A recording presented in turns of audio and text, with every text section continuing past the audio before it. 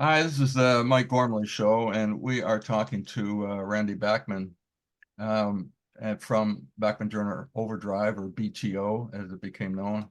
And that's a band that amazing amount of records sold, amazing amount of hits. It was the second time around for Randy because he was in the Guess Who prior to that that had amazing world following and several great hits. Um, I'd probably say my two favorite uh, Guess Who songs would be These Eyes and American Woman. American Woman, there's a story behind American Woman. It's very interesting how that wasn't like a writing session. That was nothing else to do at the moment or something. Anyway, go ahead. Sorry. Well, there's a story behind every song, Yeah. but American Woman, it's like the late 60s. We are touring the States, and everywhere we go, we're all like 19, 20, 21. There's no men our age. They're all drafted. Every city had no guys between 18 and 30. None. Mhm. We'd go into a town, our whole audience was women who came to see guys. It was unbelievable. And they were like all over you. And it gets to be a little bit much after a while because you're leaving town, you're playing a gig, you're driving away, right? And there's all these great looking women after you. And we got a gig in Canada, and we're on stage, and I break a string, and I'm playing a 59 Les Paul with a Bigsby on it. And I had no tech, no tuner, no spare guitar. So Burton Cummings says, we're going to take a break while Randy changes. And we're playing a dance, so it's 3 hours long. It's no big deal. Mhm. So I'm on stage in the dark, kneeling in front of Burton's electric piano to tune to because I didn't have a tuner. I put the string on the guitar, and as I'm tuning the guitar, I start to go.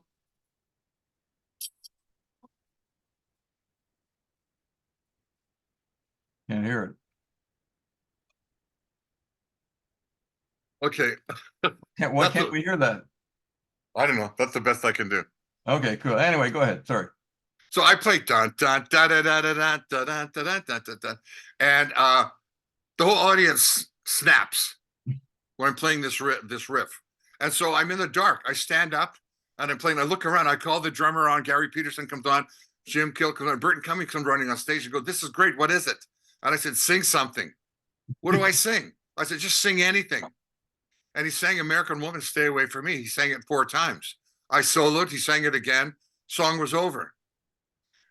This was in a curling rink where they had a curling bonspiel the next day. It was freezing. There was ice there with plywood on the ice for the audience. The audience is wearing parkas. This is February. The audience is wearing toques and parkas and big rubber boots, and they're at a dance. It's a typical Canadian dance. It's minus 20 inside, minus 40 outside. So the song came through that night. The next night, I started again. We went a week later to record it, and we couldn't remember it. So our producer, Jack Richardson, said, "How did you do this song on stage?" I said, "Well, I was alone on stage. It was dark." He said, "Okay, everybody leave the studio. Randy, go in front of Burton's piano, tune your guitar up, see if it'll come back to you," because nobody knew what the riff was. And Right. so they darken the studio like it's like the gig. I start to play the riff. Everybody runs in. We record that. Then we use that as the template to record to. Now, I don't even know if I played the same riff in the studio that I did on stage. It was close.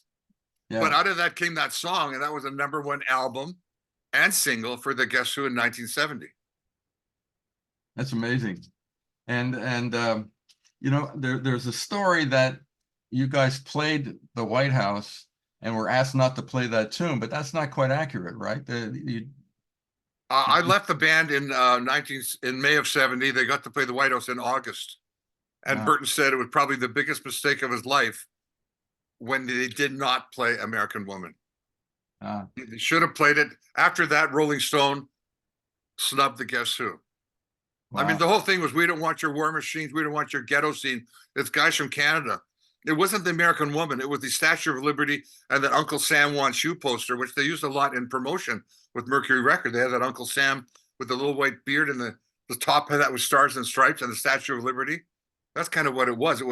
It's not the American lady woman on the street. We love those ladies. They're just women everywhere. It Right. was the whole thing of what it stood for. So Was it fair to say it was anti-American by some Canadians, or is that too No, strong? no, it was an anti-war song, Anti-war song. Okay. which is still relevant today. If you played it right now, how many wars are the United States in? Yeah. They're in the middle of, they're always been in ever since I can remember, for the last couple of hundred years, the USA's been at one or two wars all the time. All the time. Yeah. Yeah. Well, there's several songs from the past that still would apply, unfortunately, and we Yeah. move on. But 1, 2, 3, what are we fighting for? exactly. Country Joe. And I've heard there was another one that went to #1. Well, there was the Green Beret, Yeah. that song, but that was by a Green Beret. Yeah. Yeah, so that's a little Sergeant, more it was pro. Sergeant Barry Sandler. Right, right. This was anti Barry Sandler. What wow, we only have about another minute to go.